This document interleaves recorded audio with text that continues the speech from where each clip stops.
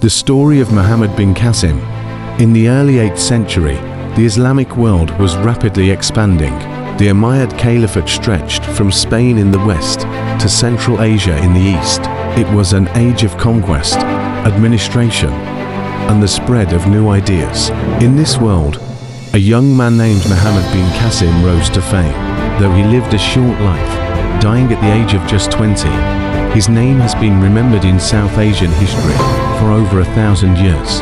His conquest of Sindh in 711 CE not only marked the arrival of Islam in the Indian subcontinent, but it also changed the cultural and political history of the region forever. Early life and background. Muhammad bin Qasim was born around 695 CE in the city of Taif, in present-day Saudi Arabia. He came from the noble tribe of Thaqif, the same tribe that produced many capable administrators and generals for the Umayyad Caliphate. His family was known for loyalty to the caliphs, and his uncle, Al-Hajjaj bin Yusuf, was one of the most powerful and feared governors of the time. Growing up, Muhammad bin Qasim was trained in the arts of warfare, leadership, and governance. He was described as intelligent, disciplined, and deeply ambitious. Under the guidance of Al-Hajjaj, he was groomed for military leadership from a very young age. Unlike many warriors of his era, he combined military skill with administrative understanding, qualities that would later make him stand out as a commander. The political context during this time, the Umayyad Caliphate, ruled by Caliph al-Walid I, was at the peak of its power. However, the eastern frontiers, particularly the regions of present-day Pakistan and India, were unstable. Pirates from Sindh had attacked Arab ships carrying Muslim women and children. Some historians also note that local rulers, such as Raja Dahir of Sindh, were accused of sheltering rebels against the Umayyads. When complaints reached Al-Hajjaj, the powerful governor of Iraq, he resolved to put an end to the disorder in Sindh. Several expeditions had been sent earlier but failed. Finally, Al-Hajjaj entrusted the mission to his young nephew, Muhammad bin Qasim, who was only 17 years old at the time. The march towards Sindh. In 711 CE, Muhammad bin Qasim set out with an army of around 6,000 Syrian soldiers, along with 6,000 camel riders, and later reinforced with thousands more from local tribes.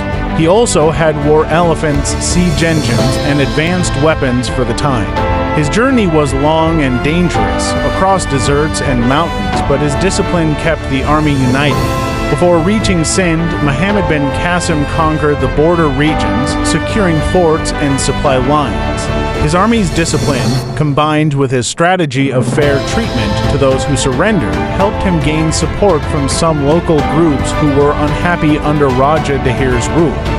The battle against Raja Dahir, the decisive confrontation came near Aror, close to the banks of the Indus River. Raja Dahir, the ruler of Sindh, had prepared a massive army with war elephants and cavalry.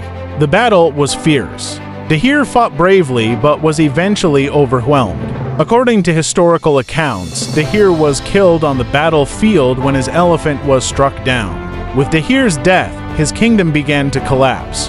Muhammad bin Qasim's forces marched into the cities of Sindh, including Brahmanabad, Dabal, and Multan. Governance and administration. What truly distinguished Muhammad bin Qasim was not only his military conquest, but also his governance. After his victories, he did not rule through terror. Instead, he implemented a system of tolerance and coexistence. Hindus and Buddhists were given the status of dhimmis, protected people, and allowed to continue their religious practices. Local rulers and elites who pledged loyalty were often allowed to keep their positions. Taxes were collected fairly, and the burden on peasants was reduced compared to previous rulers. Non-Muslims were required to pay jizya tax in exchange for protection, but they were not forced to convert to Islam. Because of these policies, many locals accepted his rule. Sindh became the easternmost province of the Umayyad Caliphate, with its capital in Multan for some time. Personal character. Historical descriptions portray Muhammad bin Qasim as disciplined, modest, and deeply committed to justice. Despite being a teenager when he began his campaign, he acted with the wisdom of a seasoned leader. He was also known for respecting local customs and for avoiding unnecessary cruelty, which won him respect even among his enemies. Downfall and death. However, Muhammad bin Qasim's success was short-lived. In 715 CE, his greatest patron, al-Hajjaj bin Yusuf, suddenly died. Soon after, Caliph al-Walid I also passed away and was succeeded by Caliph Sulayman, who disliked al-Hajjaj and his family. Unfortunately, Muhammad bin Qasim became a victim of politics.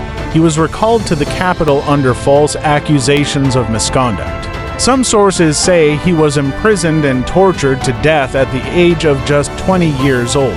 His sudden fall shocked many. Soldiers who had fought under him mourned his loss, and the people of Sind remembered him as a just ruler who had brought order and stability. Legacy. Muhammad bin Qasim's campaign may have lasted only a few years, but its impact was lasting. 1. The introduction of Islam in South Asia. His conquest opened the door for Islam in the Indian subcontinent. Though Islam spread slowly through trade, Sufi saints, and cultural exchange, Muhammad bin Qasim laid the foundation. 2. A model of governance. His policies of tolerance were remembered for centuries. Many later Muslim rulers in India followed similar strategies of coexistence with Hindu and Buddhist communities. 3. A symbol in history. In modern times, especially in Pakistan, Muhammad bin Qasim is often remembered as the first Pakistani or the conqueror of Sind. His story is celebrated as the beginning of Islamic history in South Asia. Conclusion. Muhammad bin Qasim lived only to short decades, but his life was filled with remarkable achievement. From a teenage general to the conqueror of Sind, he showed courage, intelligence, and justice. His downfall was tragic, the result of political rivalries far from the land he had conquered. Yet his name survived in history, remembered as the young commander who first brought Islam to the Indian subcontinent. His story is not just about battles, but about leadership, vision, and the ability of a young man to leave a mark on history that has lasted for more than 1,300 years. Don't forget to like the video and subscribe the channel. Thank you for watching.